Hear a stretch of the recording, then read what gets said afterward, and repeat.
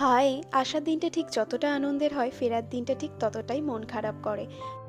হোটেলটা ছেড়ে আমরা মন্দিরে এলাম। যেহেতু ওই দিনটা ছিল একাদশীর দিন, সেই কারণে আমার জন্য একটা ভালো হোটেল ঠিক করে দিয়েছিল আমি দুপুরে যাতে ভাত খেতে পারি। তো আমি বলেছিলাম আমি ভাত খাবো না, আমিও তোমাদের সঙ্গে এই খাবারগুলোই খাবো।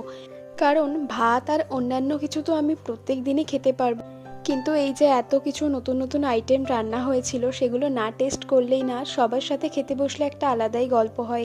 তারপর আমরা বেরিয়ে পড়েছিলাম। জেঠু যেহেতু চোখে ড্রপ নিয়েছিল, তাই বললাম আর আসতে হবে না। আসছে, টাটা। আর এটা হলো মিতাদি আর প্রমোদ কাকু, সবাইকে টাটা করে আমরা চলে আসলাম একদম স্টেশনে। আর এটা হলো খগেন্দু কাকু। ছোটবেলা থেকে যতবারই আমি নবদ্বীপে আসি না কেন, কাকু কিন্তু প্রত্যেকবার আমাদের ট্রেনে তুলে তারপরেই যায়। আমাদের বাড়ি ফিরতে ফিরতে 8টা 9টা বেজেছিল, আর এখানে জেঠু আমাদের জন্য মালপোয়া পাঠিয়ে দিয়েছিল।